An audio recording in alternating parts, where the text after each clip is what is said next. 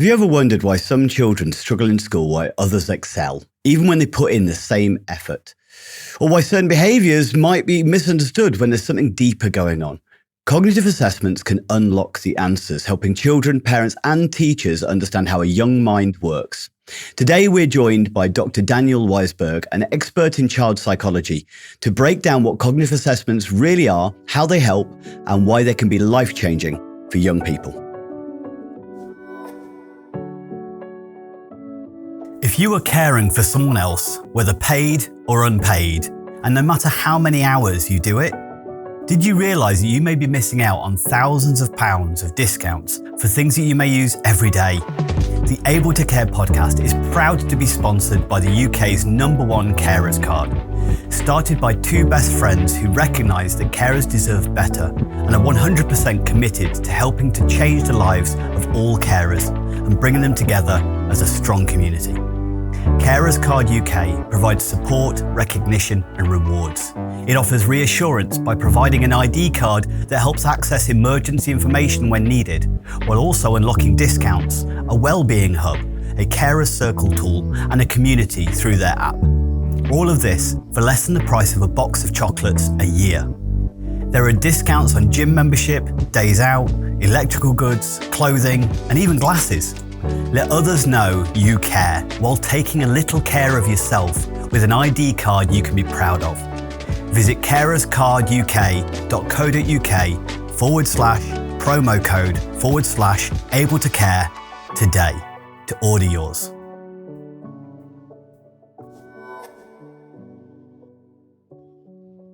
Hello and welcome to the Able to Care podcast. I'm your host, Andy Baker, and today we're talking about something that can make a huge difference in a child's life: cognitive assessments.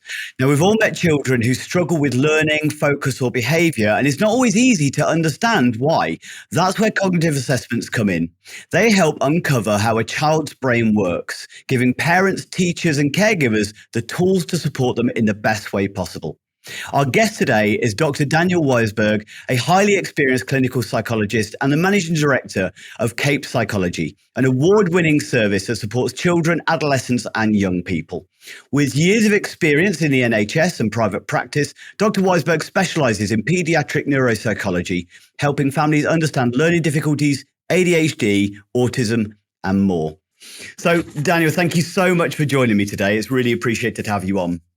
Thank you for having me. It's a pleasure, and for introducing such an important topic as well. I hope I can help.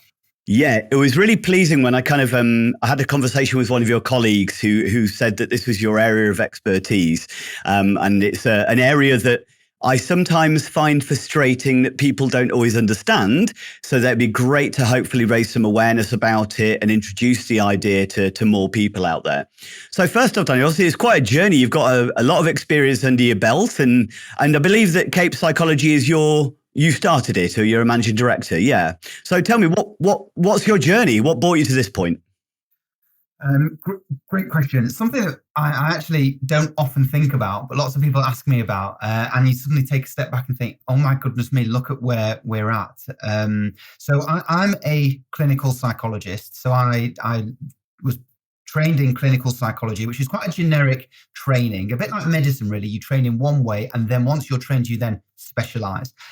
So once I trained to be a clinical psychologist, I specialized in working with children, but particularly children with a brain-related health condition. So something like epilepsy, or a brain injury, or a genetic change that affects their brain, even metabolic disease, something that we know causes a brain change. And my role is to try to understand what that change means and how to support that child and the system around that child in making sure that they're not disadvantaged or get the best possible support out there.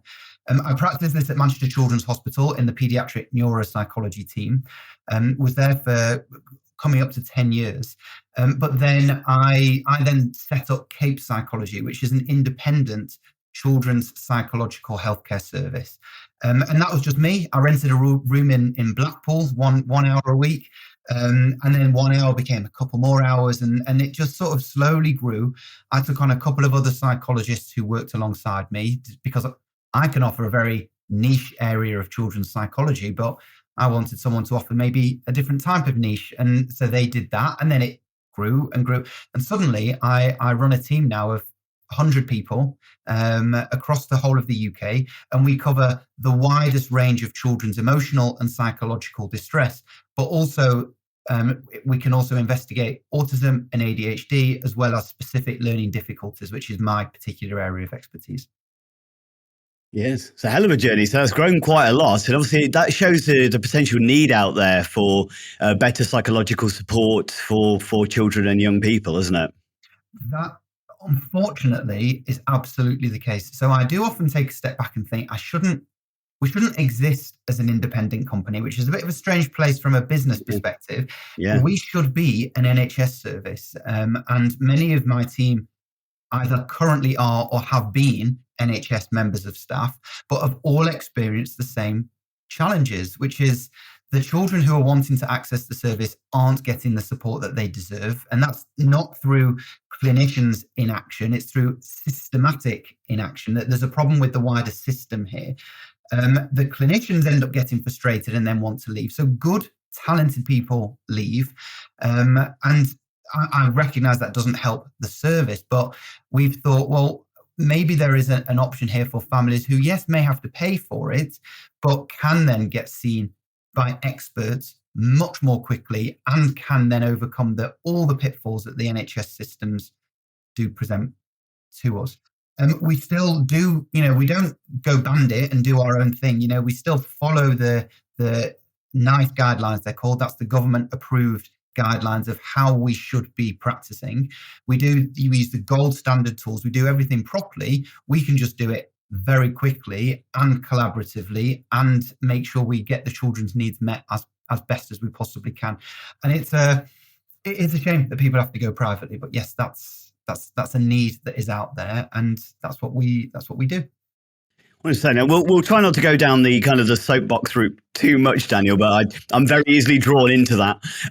As far as one of the things that obviously you raised there is the system not quite working, and obviously we're both very aware, more than likely, that it's a very reactive system, and they're waiting until somebody meets that threshold of being an absolute level of emergency and urgency.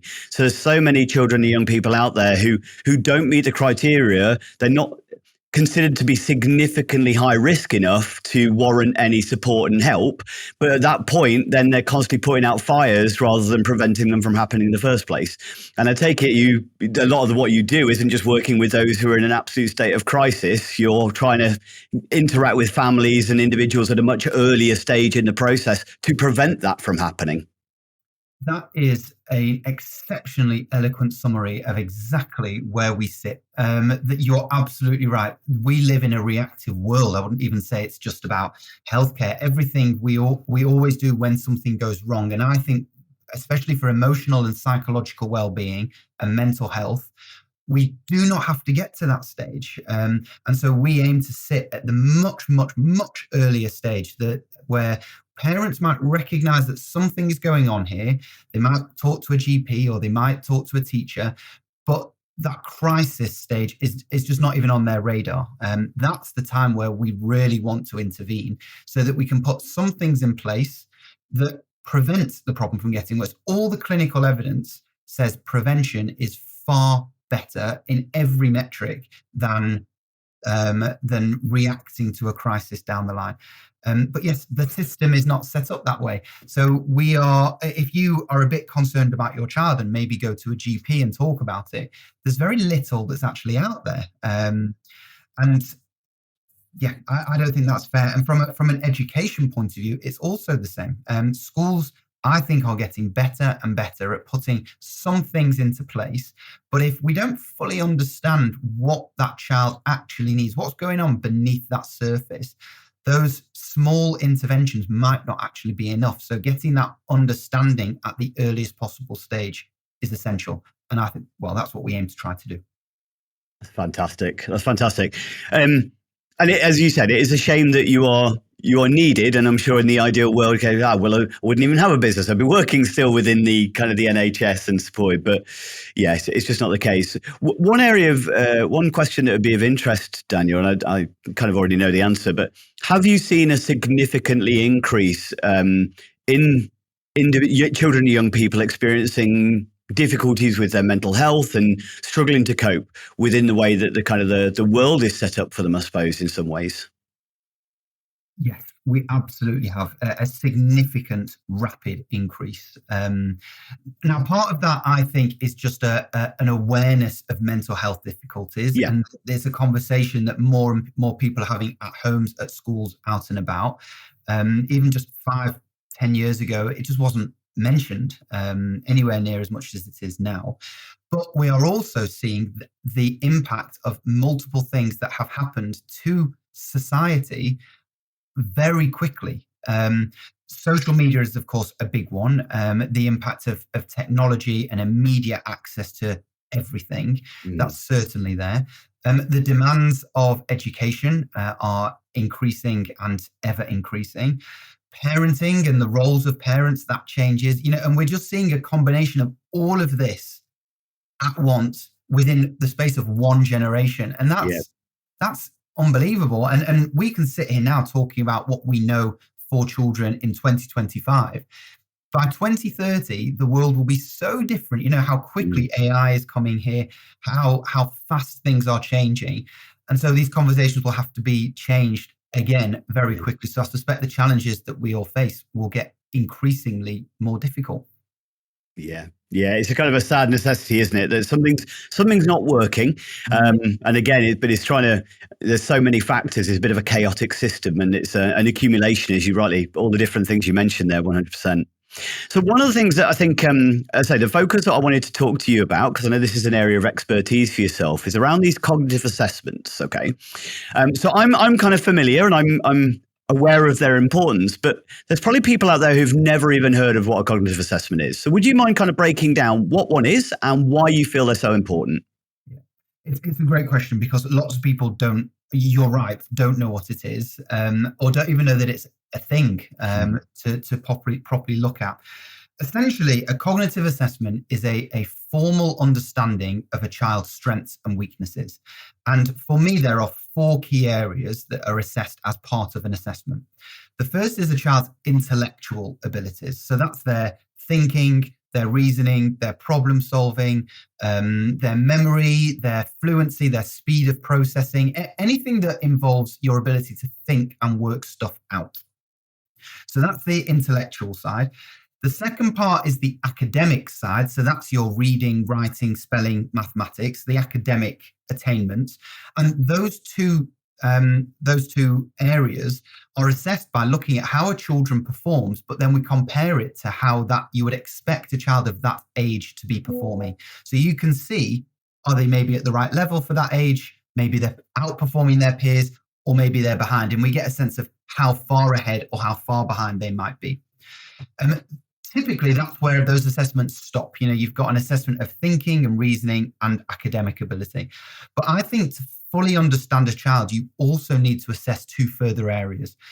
The first of those is their day-to-day real-world skills. So that's everyday life, having a bath or a shower, brushing your teeth, getting dressed, tidying up, keeping clean, but also wider things like crossing roads or understanding money and understanding danger. How does that child manage in the real world? Because when we do our assessments, we meet a child in a nice clinic, it's nice and calm and quiet. It's not the real world. So we want to get a sense of what does the real world look like and how much adult support does a child need. And then the fourth area, or the second of those 2 other areas, is a child's emotional and psychological well-being. So looking at their self-belief and self-esteem, their anxieties, their mood, because we know that all of that can have a significant impact on their academic and intellectual abilities, and their management of everyday life. And in total, those 4 areas give a very clear overview of how a child is doing. It's very thorough. It's very in-depth. It's much more in-depth than, say, an educational psychologist assessment. So we often get the question of, what's the difference between a clinical psychologist and an educational psychologist? There is a huge overlap. There absolutely is. We're all interested in children's well-being and their performance, but educational psychologists specifically focus on how do we support them in school and getting the right support in school, whereas a clinical psychology assessment incorporates that, but also looks at the much wider picture. And so I think it's a more in-depth assessment. Now, these assessments are not just puzzles and tasks with kids. That's the fun bit. It's also conversations with parents. So we need to get what we call a detailed developmental history. We need to understand that child's life from the moment they were born, potentially even before they were born, all the way through to where they are today. And that gives that context of a child's life.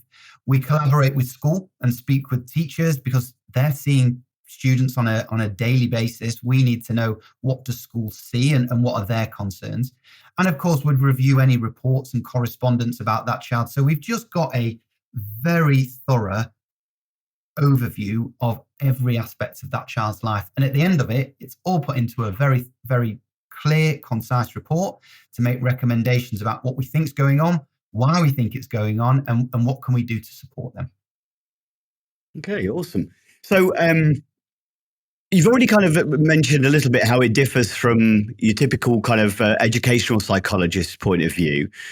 How does it differ from other kind of psychological evaluations? And how does it kind of better inform, let's say, teachers or parents to support their individual? Yeah, that's also a very good question. So the assessments that we use are highly specialized assessments. So that means that they've been specifically designed to assess a very specific area of a child's ability.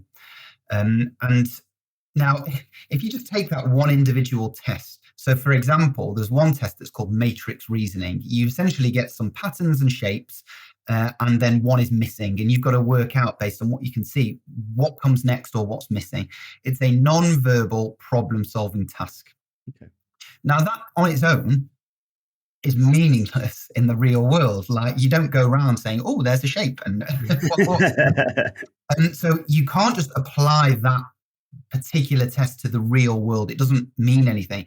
We have to interpret that way of thinking. How does a child think non-verbally, and how do they respond to non-verbal things? It's not necessarily the technical world. So, for example, if you take emotions, now emotions are completely abstract. That you can't hold anger. It's not a thing. You have to understand the concept of anger, and that is an abstract, non-verbal concept. And so by assessing that particular area in that matrix reasoning task, we then get a sense of how can that child then manage. Because if they're struggling in a classroom to manage criticism or something like that, we know they're struggling with their emotions. If we find that they're finding that particular area difficult, we can then put adaptations into place. For example, making emotions more concrete. Like, you draw out smiley faces, starting from very happy to very sad, and immediately you've created something that's much more tangible. So that, when you then sort of scale it up and look at the much wider assessment, where it's much more detailed than just say a quick conversation about a child's ability. We're getting really detailed. It's a little like looking at an iceberg. That's the imagery I often use. So if you look at an iceberg above the sea, you see the top of the iceberg, and that's the behavior. That's what we can see in children, and that's what it looks like on the surface. Psychologically, though, it is really important for us to understand what's going on underneath, the stuff you can't see. And sometimes that's really hard to understand, especially if a child's struggling with their emotions, or they're struggling socially. We might quickly respond to what we see, but I think it's essential that we understand why that's happening, what's happening underneath that explains all of that. And that's where these assessments can be really useful. We get that explanation. Really nice point that you made there as far as the nature of emotions being abstract. And I think that's so I've worked with many children that, abstract concepts are really difficult for us to understand, but there's so much in life that as adults, we kind of then look back and take for granted the difference between concrete and abstract. So even simple principles of language, for instance, of like go be with, like take that with, but to be with is to be next to something. So I've encountered individuals, can you go upstairs with the clothes? But that confuses them, because how do I go upstairs but also be with the clothes? Because that's an abstract concept. Money, ownership is a big one I've come across as far as the concept of ownership as an abstract concept. Being much as Well, ownership means I have it in my hand, right? Now I own it. That's a concrete concept of ownership. But something on a shelf, well, who owns that thing on a shelf on a shop? That is just, if I was in a park, and this is a wonderful example actually that I encountered one time. It was a young lad who we were leaving the supermarket, and I noticed he got a ball in his hand, and it was from somewhere in the supermarket, football. And I said, what are you doing with that, mate? And he goes, I found it. Now, if we were in a park and we came across a ball and there was nobody else around, then what would we say? Oh, look, we found a ball. Now, he happened to have found it in the supermarket on a shelf. I see. But it wasn't with the other footballs. Yeah. Therefore, he'd found that. So that was that abstract concept of ownership going, well, that doesn't make sense. So, yeah, it's really interesting, isn't it, that people might perceive him as being naughty rather than necessarily understanding that he is being completely honest. He's not doing anything wrong in his eyes because he doesn't understand his concepts. Is that something you come across a lot with people misunderstanding that? I absolutely love that example because that is real life, real world stuff. You know, we work with children and that happens all the time. Children's understanding of concept is different to that of adults. And it's really hard for us to see that. As adults, we are rubbish at seeing anything else other than from our own current position. There's some very famous psychology experiments, including sending people to a supermarket when they with a list of things to buy when they are full up after having a big meal versus when they are starving hungry. And you see people buy different things, even though, you know, with planning ahead here, and people base what their actions on how they're feeling right now. But children really do that a huge amount. And in addition to that, children with a neurodivergence, so children who see the world differently, struggle with those concepts even more than children, because they potentially are really rigid in their thinking or really literal or black and white in their thinking. And we have to be very careful with words. Now, in everyday life, from a parenting point of view, you could probably manage that example with the footballer, and you can talk about it and deal with it, and it's a one-off individual event with one child. But when you have to do that in a classroom full of kids with a varying level of ability and varying levels of needs, that's really tricky, because one child's going to get it immediately. There's going to be another child who never understands that concept at all. And then children all the way between that with varying levels of ability. And a teacher's job is to grasp that. That is not easy at all. And that, again, is where our assessments can help, because if a child's particularly struggling, can we understand, is this just typical development and a child's just not quite got that skill yet? Or maybe there is something else underneath the surface here that might be making just commonplace examples really difficult for them to navigate. So when you're doing your assessments, is it a case of the end of it, you've got kind of a documentation sort of stating individual strengths and weaknesses, or do you kind of lay it out almost on like my executive functioning is functioning at this kind of level, my social skills are at roughly this level? Is that the kind of things that you kind of map out for people from that kind of assessment? Yes. So a lot of the assessment tools, you do the test, you get a score, we compare that score to how that child should be doing for that age, and then you report a result. And that's there. Now, I do not do that in my reports because I don't think that's really that meaningful. Oh, on this test you did this, you're at this level. On this test you got this, you're at this level. I want to know, well, what does that mean? So what I do is I integrate all of those results and put them into summary areas. So one area of verbal abilities, so your ability to talk about stuff, express yourself, share your knowledge. Another area is called working memory. That's your ability to hold information in your head whilst you then do something else. And if you just use those two examples, let's think what happens in a school. You know, a teacher stands up at the front and says, right, come on, everyone, take your books out. Let's turn to page 5. We're going to read paragraphs 3 and 4. Then we're going to answer some questions. But once you've answered your questions, then we can go out for break. You've got to do that first. That's like 5 instructions, isn't it? And if you struggle with working memory, you probably know you've got to sit down and take your book out. Can you remember what page you had to go to? No. Or which paragraph? So what do? You look at your neighbour, or you put your hand up and ask. But on the surface, that just looks like you've not been listening. It's naughty. But if there's a working memory problem, that will make those tasks difficult. And in addition, if there is verbal skills difficulty, the actual explanation of what you need to do might be complicated too. So you've suddenly got a very different way of approaching those circumstances. And so we would recommend, especially for children who struggle, break things down, simple language, one at a time, lots of praise, all the sort of adaptations that you can put into place to make very normal instructions much more meaningful for children. There's a couple of bits that I picked up on what you just said there. So one of the things I've encountered and seen quite a lot in some of the assessments I've come across is you mentioned as far as their expressive communication. So sometimes there's an imbalance in that if we take their chronological age and then you look at their working memory may be lower than their typical chronological age, their but it may be so, but their expressive language can sometimes be higher than their typical chronological age. Is that quite common? Because I've come across that quite a few times. It is common. It does happen. I mean, I probably see this more because that's the reason why families are coming to us, is because there is probably a problem in the first place.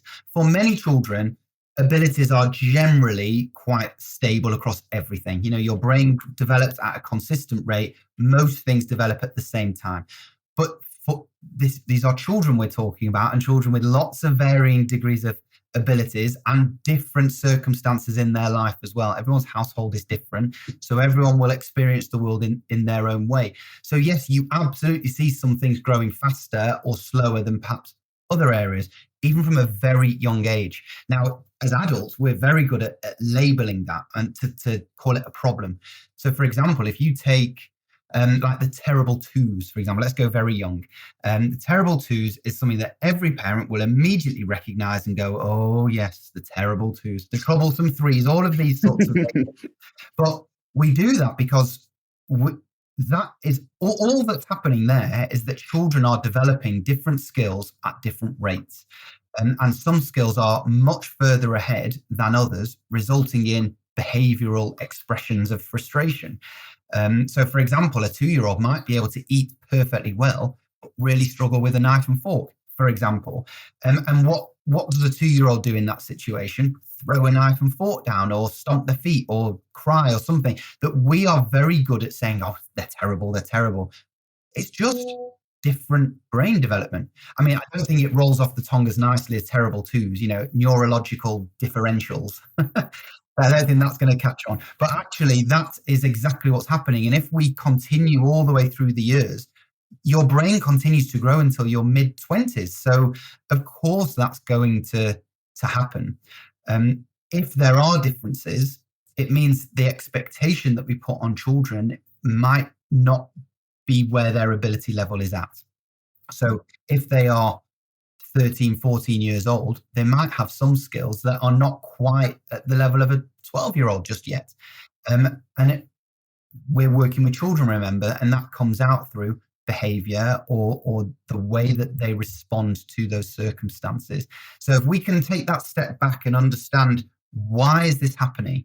What are they trying to tell us? Or what is going on that's explaining what we see in front of us? We're in a much better place to then support it and understand it. Within the classroom setting particularly, do you find it sometimes missed because some children become really good at mimicking others? Because you mentioned it a little bit earlier on that I didn't understand that instructions, I didn't follow. So instead of just follow the other children, I know that's quite common in things like dyspraxia and things like that, isn't it? Where they're not always able to kind of visualize the process going to do. So they look over and see what everybody else is doing to kind of just mimic it, which then means that they're masking some of their challenges, but they're displayed in other places. Is that something particularly difficult in school settings? It certainly can be, because I think there's two big things in here. The first one is masking. So we know that there are children who struggle for a wide range of reasons, either intellectually or academically, they're finding things hard. Neurodevelopmentally, so their social communication, their ability to understand that social world around them might be that bit more tricky. And we see that in autism or ADHD, for example. But lots of children know that certain responses don't always get the best replies from their peers or from their teachers. And so they then mask that, and hide behind it, really control what they're doing because they know that's what helps them to fit in or not be seen or not cause a fuss. There's a problem with that, which is, number one, it means everyone around them doesn't fully understand what's happening for that child. But number two is that takes a huge amount of energy. And so these children are holding it all together and then take one step out of school and go, "Rah," and let it all out. And we see that a lot. Parents often say, as soon as they come out and see me in the playground, or as soon as they're in the car or step through the front door, I just get it in the ear and I've not got a single minute to breathe. And that is children who have literally held it together and suddenly feeling much safer at home and then letting it all out. A credit to parents who've set up a safe, supportive home for children to be able to do that. But yes, not a particularly easy behaviour to manage. So yes, that happens a lot. But the second part to this is something that we call social learning theory. And this is how I think children and adults really learn to navigate the world around them. We learn from adults telling us what to do, but it is not the most effective way of learning. The most effective way of learning is seeing your peers do stuff and then them get feedback on that thing. So if you're not sure what to do, just watch someone else, see if they get in trouble or see if they get it right, and then just copy it. Because if they're doing it, surely that means it's okay. That is exceptionally common. And that's actually the basis for things like peer pressure. And well, you can follow that all the way through, or just how relationships form in the playground or at school. We learn from our peers. And so those two factors, the masking and the social learning theory, can make it very difficult for adults to really understand how a child's managing. One of the things that I try and strongly promote is that I encourage the social learning kind of models that they are more effective for teaching and for learning.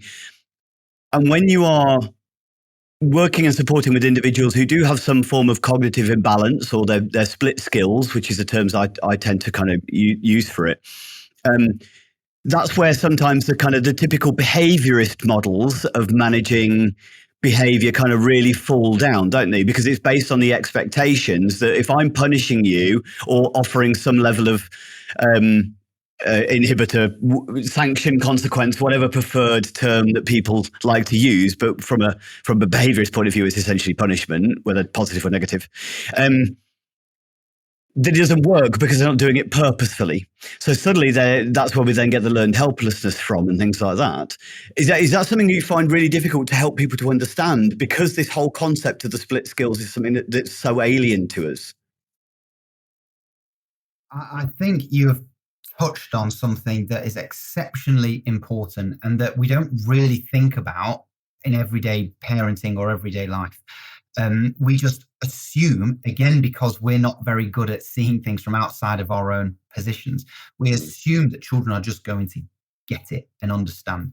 And we see this whenever we talk with families around punishment and behavior management, that most children know what right and wrong is. They know what appropriate behavior is and what inappropriate behavior is.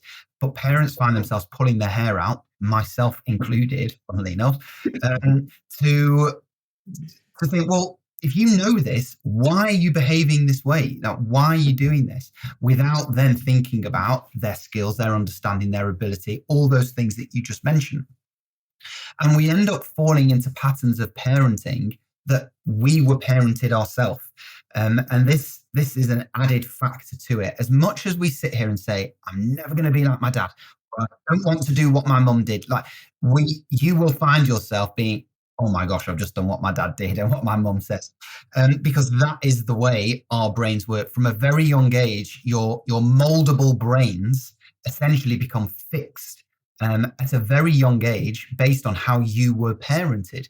So that becomes your normal. That's what the expectation is of the world around you. So when you come to be a parent, we might sit here and say, oh, I'm never going to do this, or I'm never going to shout at my kids. And what do you know? That's exactly what happens, because that's how we were parented. And so you end up in situations where you want to try to understand your child's needs, but find yourself snapping much more quickly because probably that's what happened when you were a child. So it's really hard work for a parent to inhibit that and to try to stop and recognize it. But that would absolutely be my recommendation. Really try to not have that emotional response, which is the easiest thing for us to sit here in a nice, calm, quiet environment when you've got kids screaming down your ear and the phone's ringing and the doorbell's going and the homework's not done and stress levels go up, the responses are much more emotional.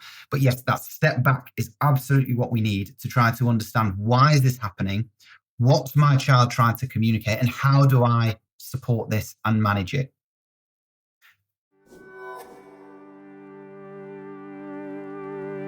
Let me ask you a question. Do you ever find the pressures of supporting, teaching, or caring for someone else overwhelming and wish you had access to more support and information?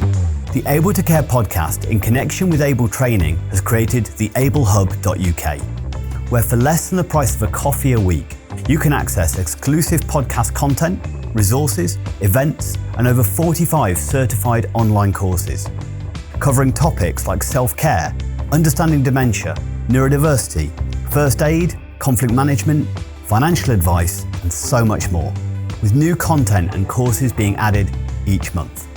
We are so confident that you will benefit from the Able Hub that we are offering 14 days access completely free of charge. No contract, cancel anytime. Become part of the ablehub.uk community and gain the support, knowledge, and resources you deserve. Don't struggle alone. Be able. Find the link in the description.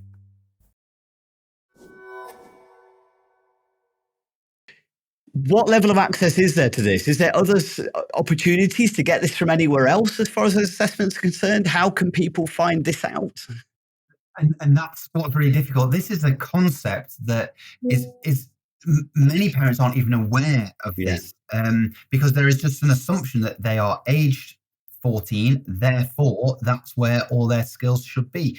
Whereas actually you've just described it perfectly. There are so many different elements that make up a child that might all be at different areas, but you will only find this out through formal assessments and actually a parent's intuition. The thing that I have found is that most parents who say, I'm concerned about how my child's progressing, are usually, if not always, spot on. And often we see a discrepancy between what happens at home and what happens at school. And that's often because parents can support in a much more meaningful way, but there's only that child at home, maybe a couple of others, or pets causing chaos. But actually it's a much smaller contained environment. Whereas at school, there's 30 kids in a class, 150 kids in a year, loads of different buildings, all of this stuff makes it so much harder to have the time and resource to manage that. So if a parent is thinking something is not quite right, it's just a gut feeling, probably they're right.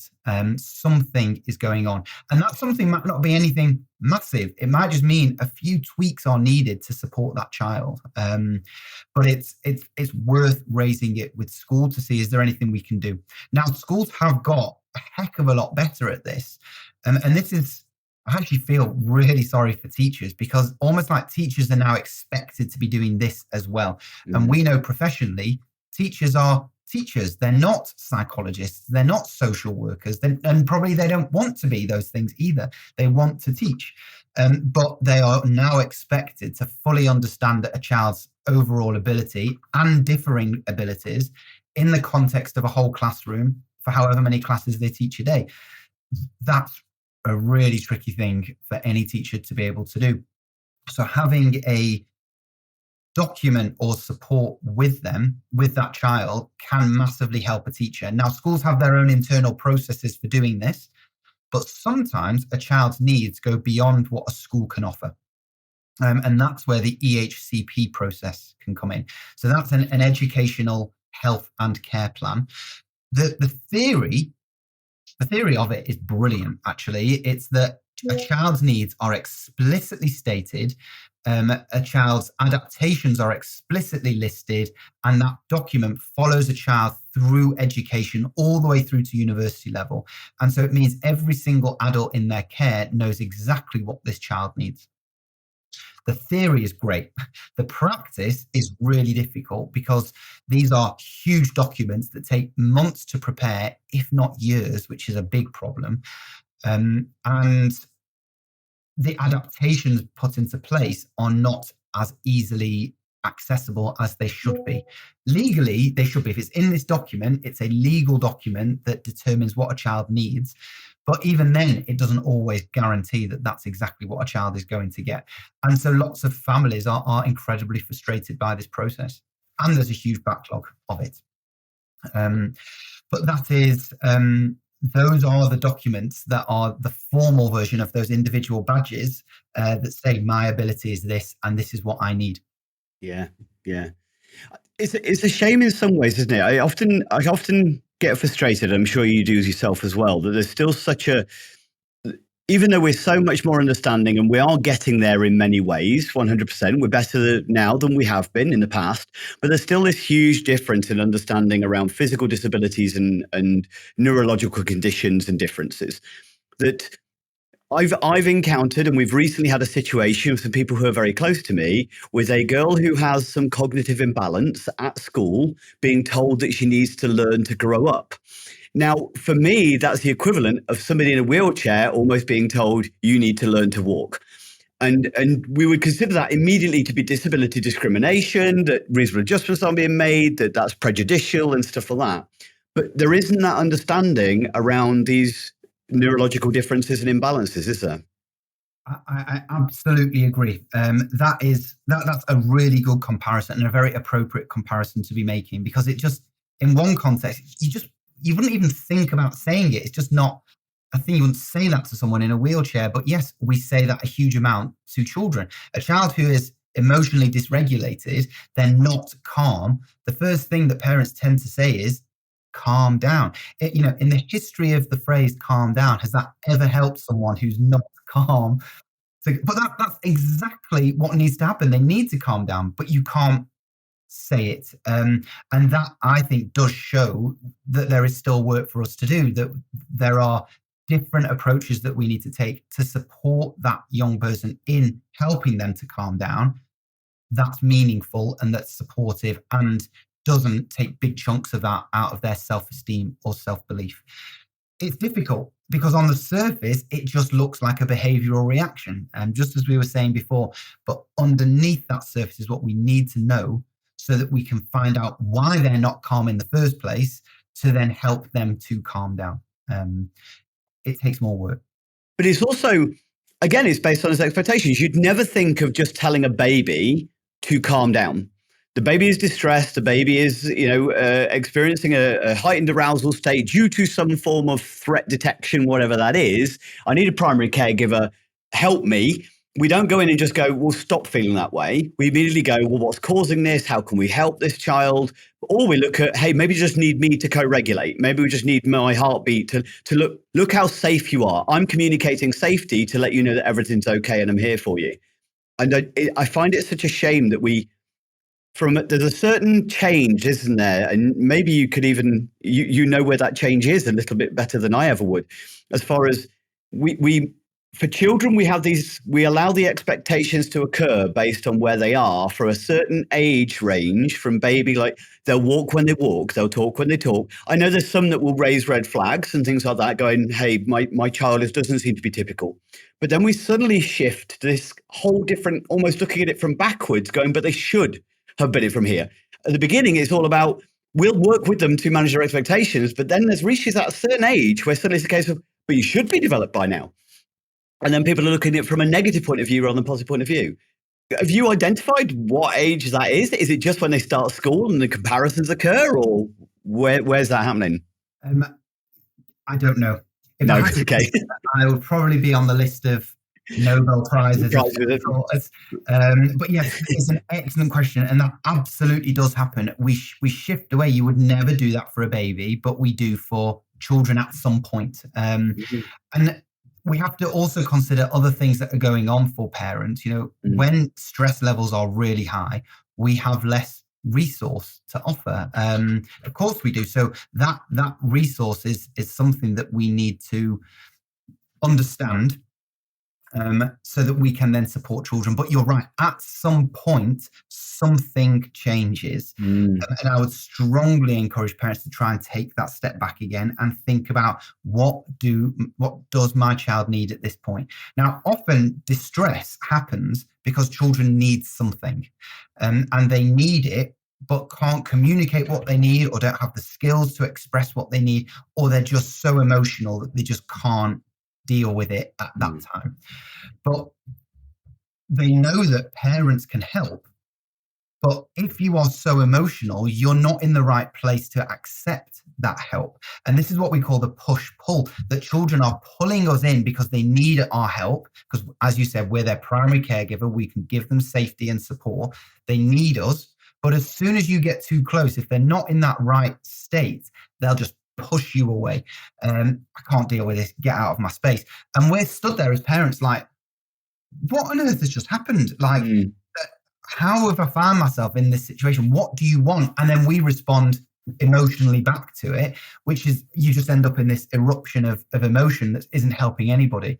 My suggestions are always be in that single word, just be. If you are sort of nearby to sort of say, I'm here when you're ready. I can see you're upset. The validation of the emotion is important. I acknowledge how you're feeling. Not necessarily in those words. You know, if you say to your child, I acknowledge your age appropriate, yeah. But that's the message that we're trying to give. You know, I recognize that something is going on here. I'm here to help when you need it. And you just sort of are around sort of thing. But as soon as they have calmed themselves down, however that looks, then we go back in, because then you're going in that calm time. You're rewarding calmness with your presence. And you're reinforcing that behavior rather than the outburst. So you're saying, I love how calm you are. You've dealt with that really well. That was really difficult. I'm so sorry you've gone through that. Is this something we can talk about? Because you can only do that when you're calm. But yes, it is understanding where all of that is. Now, let's go back to the very beginning about that abstract nature that we talked about. All of this is abstract. These are concepts that aren't tangible. So often I visualize this through like a thermometer. And if you imagine a thermometer, a mood thermometer rather than a temperature thermometer, if you're at the very bottom, you're as calm as can be. At the very top, you're the most emotional you could possibly be. Well, when you're in that top half, you cannot deal with anything at all. Nothing. You're just not in the right place to do anything. You just need to find a way of calming yourself down. But as soon as you see them back in that bottom half, then you can go in. And I often say to families, draw these out. Make these thermometers real. Stick them on your fridge, pictures of your faces, blob a blue tack and just sort of blob on where you're feeling. And that essentially means you can tell everyone in your family exactly how you're feeling without having to say a single word. And you're making an abstract idea much more concrete. But again, we can find this out through a cognitive assessment. Fantastic. And yeah, I talk about things like mood monitoring and things like that, 5-point scales. There's loads of different tools out there. We've got some other podcasts on it as well, but there's loads of amazing tools that parents can find quite easily just by Googling to create some tools to help their children better communicate their moods, to create those concrete concepts. They just need to know that that's where the challenge is, which is where, as you say, the assessments are important. So have you seen some cases where is it better the earlier the assessment can occur, the better it is for the child? Not always. Not always. So I know we talked earlier about prevention and getting the right support as early as possible is the right thing to do. But sometimes assessments that are done too early can miss the mark. So if we take something like dyslexia, for example, dyslexia or dyscalculia. So these are specific learning difficulties around reading, writing, language processing, and mathematics. If we see young children struggling, we can just think they're dyslexic and let's do an assessment. But children develop at different rates, as we've been talking about. And actually, children can get there eventually. That doesn't necessarily mean that there is any problem. It just means they've just been a bit slower to get it. And assessing at too young an age can often lead to a misdiagnosis. It might look like dyslexia, but it isn't. And we always need time to let that happen. We see this in autism and ADHD assessments. Now, a young child who we might assume is autistic, because of their behaviors, they struggle in social groups. They might be a bit sensory and find certain like noises or lights or textures a bit overwhelming, or they might respond in certain ways that you see, hand flapping or something that is seen to be quite stereotypical of autism. We can go straight to autism, and it might be, but we know that children again develop at different rates, and each one of those things, the social differences, the sensory differences, the behavioral differences, are actually very common for young children. That's how children navigate the world. If a child is overwhelmed with emotion, they can flap their hands because they just don't know what to do with all of that energy. That's not autistic. I mean, it's an autistic-like behavior, but that's just an excited child. And you won't know that until a few more years have passed to be able to formally identify it. And again, sensory stuff. Well, children are learning new textures and tastes all the time. And if they've had a particular fondness of plain, bland pasta, for example, and suddenly you're presenting with something with all sorts of herbs and spices on it, they're not going to like it. So again, is this just a developmental shift? Do we need a bit more time? But if the concerns remain, they're not progressing, or the gap is just ever increasing, then yes, let's formally assess it. And all of these things we can assess from a very young age. It would be down to a clinician to work out with a family, is this the right thing? We also know that there are factors that we absolutely have to account for, which include that wider family development. A child who's brought up in less than ideal circumstances, there might have been a breakdown in the family or worse things such as abuse or terrible things that can happen to children. We know that can affect their development, and we need to make sure that what we're assessing is specifically the autism, not the trauma. This is specifically dyslexia, not just an anxiety about going to school. So we have to be able to separate these things out. That's a lot harder at younger ages. So yes, get involved as early as possible, but only really offer assessments if we're confident that we can separate out all the different factors going on in a child's life. That makes a lot of sense. Can you think of an example where that early assessment has allowed, maybe to take an example or a case study you come across where some level of that assessment, especially at the right time, has really kind of improved the outcomes for a particular child? Absolutely. So I specialize in pediatric neuropsychology, so understanding how children's brains develop. And we can formally assess children's developing brains from 16 weeks of age. So very, very young babies. It's rare that we always assess such a young child, but it's certainly possible. And we obviously are not going to get like a 1-year-old to sit at a table and play games. It doesn't happen. We get out a load of toys, we get on the floor, we're playing and interacting. A huge amount of this is observational stuff. What do they do to work out age-appropriate problem solving and working things out? But we're also looking at motor control and language development, and it's called a developmental assessment. Now, when parents are just that little bit concerned, from how their child, say, fitting in nursery, or the nursery staff have just said, there's something going on here, that's very young.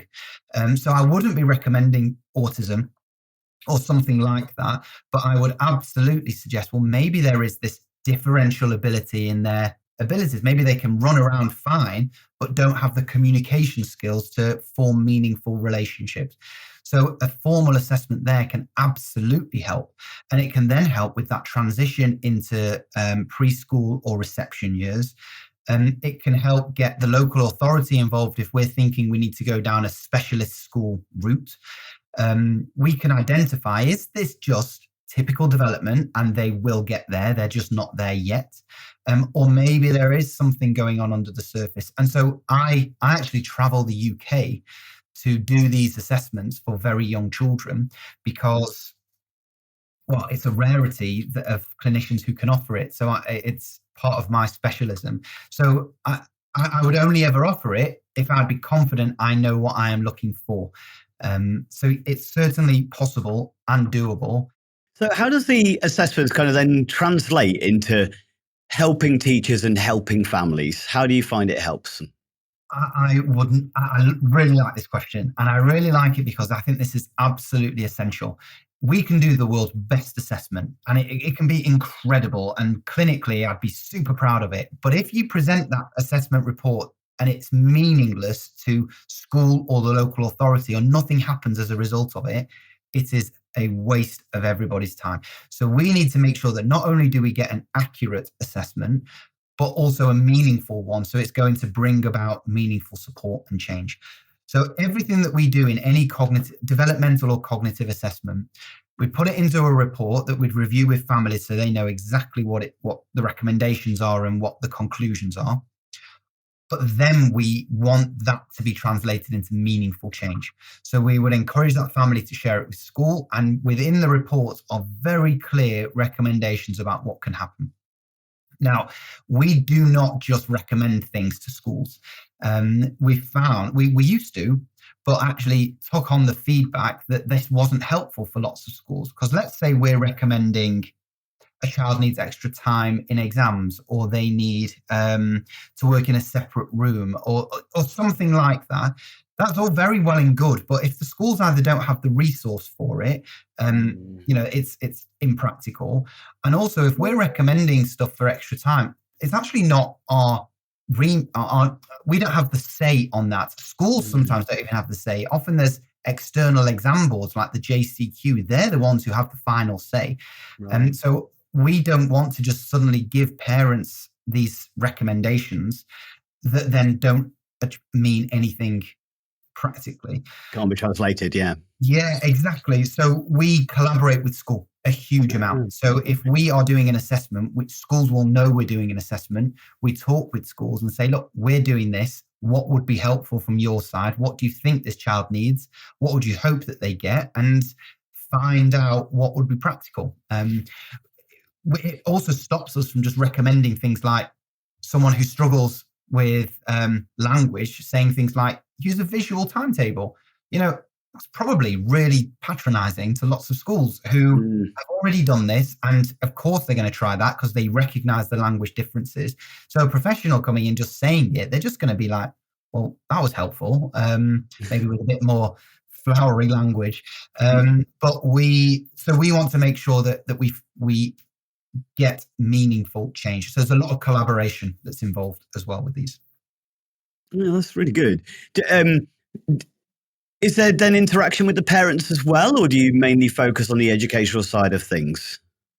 No, there is both. Absolutely both. Yeah. Now, often parents come to us by saying they're struggling in school and we need to know why. Of course, then the attention will go to school a lot more, but it should absolutely consider both. It is it's not possible for a child to be autistic at school but not at home. Or have dyslexic tendencies at school but not at home. You've either got it or you don't. So we need that picture across multiple settings. So absolutely parents are involved with this. We can even do the assessments at school if it would help, but often families come to a clinic to do it. It's a much more controlled environment, but it means we get an accurate picture of what parents report and also what school report. And our job, the professional role here, is to integrate that and explain the young person that we see in front of us. So absolutely the parents are a big part of it. Fantastic. So I'm kind of thinking, as far as the process is concerned, it's such a shame that this isn't a more accessible service. So what are the main barriers that people have for getting these cognitive assessments? Are these available within the NHS? Do they do them? Or is it just a case of you are looking to have to go more private to be able to access this? No, you shouldn't have to just only go privately. Now, privately, yes, you could pick up the phone to us and we can offer it if it's an appropriate assessment to offer pretty much straight away. But yes, you've got to be aware of it, and then, of course, pay for it independently, which they are significant barriers. Now, if a child is struggling at school, or even struggling at home for things, parents would tell teachers or the staff at school, hopefully, who might be able to do their own screening tests. They might have their own batteries of assessments that they do to find out where someone's at. Lots of schools have access to dyslexia screening tests, processing speed tests. If schools are assessing for something called access arrangements to make sure that a child can be supported appropriately in exams, especially external exams, GCSEs and A-levels, schools have tests to be able to offer it. Their SEN departments can do this. If you want that wider understanding, an educational psychologist might come into school to do it. But if you want that even wider understanding, so you're assessing the emotional and psychological as well as all the other stuff as well, that's where the cognitive assessments come in. And that might need to go to NHS services like CAMS, or other specialist services. But the challenge here is, and the barriers for all of this, is waiting times. Schools will try and do things as quickly as possible, but often there is a small special education needs department for a massive school. Or CAMS, if you were to approach children's services and say, my child's struggling academically, the chance of CAMS accepting that referral, firstly, it's a postcode lottery. Some might be more likely than others, but unless there is a significant risk to their emotional well-being, it's very unlikely that it would be accepted. I'm not saying it won't be, and it's worth checking, but that's how these services are managing such high demand. They're prioritizing the most significant at risk. And so inevitably, many families try to bypass that privately, but shouldn't have to. And there are also charities and organizations out there, community interest groups, social enterprises, and charitable services that do offer these assessments. But it's hard to come by. It's worth Googling and checking and looking around, most certainly. Would you kind of recommend or would you actually kind of not recommend parents trying to do these in any way themselves before they go down the professional routes? Do it yourself with caution, and the with caution bit's important. I had a pain in my shoulder the other week, and did the whole NHS 111 thing, put in a couple of symptoms, and then in red it says call an ambulance, and I'm like, I have pressed the wrong button here. That is not what I need. Now, I can manage that, but if you're doing that about a child's emotional development or academic achievement, some online tests can give you, this is a high risk of dyslexia, and can induce a huge amount of panic. You will never get an accurate assessment from a brief, free online screening test. It's not accurate in any shape or form, but it might flag where some problems could be. So if you do any of these free online things, you can, if it raises the possibility that there is something going on here, it's then worth following it up with a professional. But do not take that as a diagnosis. I would absolutely say that. Then speak with school or a professional to see, is there anything more that we can do to help here? Sometimes there are paid services out there as well. And I would be very careful about which ones you use, because some are more malicious than others. Some make you fill out something for free, but then you have to pay to get the results. Some you have to sign up to a monthly subscription, if you're paying money and you're not getting a formal diagnosis, I'd be very wary of doing it. That's where the caution comes into it. So speak to teachers, use Trustpilot and Google reviews as a way of saying, is this a validated tool? But also use like the NHS websites that say, if you want to assess for something, how do we go about it? There's like the British Dyslexia Association, and there's the Dyscalculia Foundation. All of these websites and the National Autistic Association, they've all got a huge amount of guidance on, if you're concerned about some part of your child's development, these are the next possible steps to do, rather than you just Googling a free screening test sort of thing. Okay, thank you so much. And that's really, really good advice for people to kind of take on if there is any concerns. And I think just circling right back, as we're coming to the end of the podcast, circling right back to the beginning where we started talking about kind of child and adolescent mental health. I think all the stuff that we've spoken about, it is something that more people should be aware of, that more people should be talking about, that more parents should be willing to raise up as a kind of concern, and hopefully, seek support if they have any concerns, because this lack of identifying these cognitive imbalances, these challenges, difficulties are often what then destroys self-esteem and child's resilience towards mental health conditions and overcoming adversity within the rest of their life. Would you say that's the case? That is absolutely the case, without a shadow of a doubt. If a child's needs aren't fully understood, they will interpret it as always getting into trouble. No matter how hard I try, I always get it wrong. Yeah, and we see this even in conversations. When we come to our assessments, we can present a child with a task that we know they can do, but their first response is, I'm going to find this so difficult. I've never been able to do this. Those sorts of comments that immediately flag you're doubting yourself here, or you're putting all sorts of safety nets around the possibility of there being a poor performance to protect your well-being. That's an emotional fragility, and that has come from somewhere. Very likely a misunderstanding of what's going on. So I cannot tell you how frequently we see learning difficulties with emotional and psychological difficulties as well, because those needs aren't fully met, and that child might not actually have the ability to express where their difficulties are. And that, if we keep following that without the right support, that's where the breakdown in school placements come from. That's where relationships with school fall apart. Of course, not always. They are more extreme circumstances, but that's the possible road that families could find themselves on if the right support isn't put into place. We always assess for emotional and psychological distress, because not only can the academic side cause that, it can also be the other way around. So children who's just a little bit fragile for other reasons, stuff going on at home or stuff they've experienced, can have an impact on academic performance. And you end up in this cycle of things going wrong, them feeling worse, things going wrong, and intervening at the right time and supporting it is really helpful. So we also want to try to boost that well-being side of things as well. Very important. One of the things is, as far as recognizing these neurological differences, these neurological sort of imbalances, understanding the nature of brain plasticity and stuff like that. If it's a case of a child is slightly underdeveloped in a certain area, does that allow us to then kind of actually put in some adaptations to kind of then maybe go back to a slightly different way of teaching and things like that we can actually then promote growth and development in that particular part? Or is that not the case for all children, or does it vary? And yeah, just some information on that would be amazing.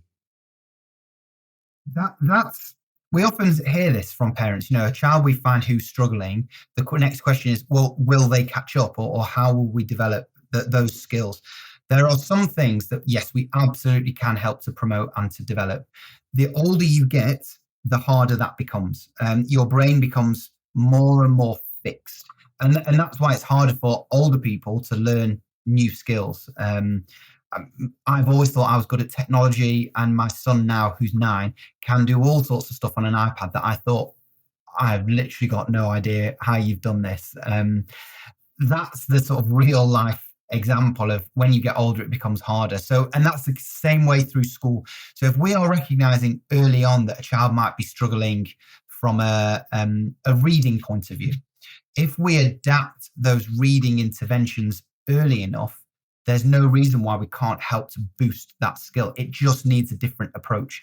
And that's where different reading programs, they exist. There's like the Nessie reading program, the toe by toe reading program. I mean, there's a few. Those are 2 of the main ones that are used across the UK. They change the way we teach. So if a child struggles, say, with phonics, that's the main way we teach reading at the moment. We teach the sounds of the words, and then the combination of it, the blending, and then we repeat that over and over as the words and sentences get larger. But actually, if you struggle from a language processing point of view, phonological work is really difficult. So you need a completely different way of managing that. So if you can find that early on enough, there's no reason why that language, that reading then can't develop in the same way. So we can help to develop those skills. It's difficult. It is difficult. Once we've done what we call those cognitive assessments, that is often the place where children will be for the rest of their life. Not always, absolutely not always. But once it's there, unless there is a neurological change or something, you wouldn't necessarily expect those intellectual abilities to change massively. It can, just as we were saying, but it does mean we can make adaptations appropriately. Similarly, like children who are autistic, for example, they might never understand, say, small talk. When you meet someone, oh, hi, how you doing? They might sit there and think, I don't care. Yeah. I'm not particularly interested, but then we'll learn that's just what you do. That's what you say. It doesn't matter what their answer is. That's just what you say. And again, that's an adaptation that you learn. So the brain development might not be there, but the adaptations may be. But it does vary, Andrea. That's important. This isn't a one size fits all. It's different for every child. Yeah, I kind of understood that there's certain conditions are going to affect why that has happened in the first place, and therefore that may never be different as a result of that. Well, this has been an absolutely fascinating conversation. I've genuinely enjoyed it. And I do feel like I could disappear down a deeper rabbit hole with yourself that's maybe a little bit too intense for some listeners to kind of explore more of what you're talking about. But it's been an absolute pleasure having you on and listening to kind of the information and obviously the wealth of knowledge that you have around this. And it sounds like you're doing amazing work as far as, helping families and helping teachers improve the connections and understanding of the children they're supporting. And that's so important. So how can people find more out about your service and what you guys do? Oh, thank you. That's really kind of you to say those things. And we try. But yes, if anybody wants any more information, our company is called CAYP Psychology, CAYP Psychology. We have a website, www.cape-psychology.com. If you just type us into Google, Children's Psychological Services, we often do appear as well. We're all over social media. It's not me who does that because, as I said, my brain is now too to get my head around it. My colleagues certainly help out there. But they can also pick up the phone or get in touch by WhatsApp as well. Thank you so much for joining. Really appreciate it. I hope you found that an interesting conversation as well. I certainly did. Really appreciate it. And to have the opportunity to talk through things is wonderful. So thank you so much. And for anybody out there who's found the information we've talked about interesting, useful, or somebody who might benefit from this, please like, comment, and share.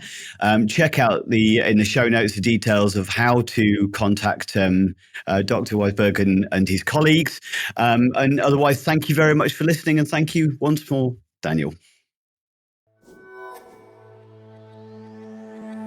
Have you ever encountered an adult or child's behaviour that has felt difficult, overwhelming, or challenging? Have you sometimes felt at a loss of what to do, or know that you didn't handle it quite right? People are complex and unpredictable, and their behaviour can be like the weather. We've all made the mistake of looking out the window and feeling safe to wear shorts, but 5 minutes later wishing for an umbrella.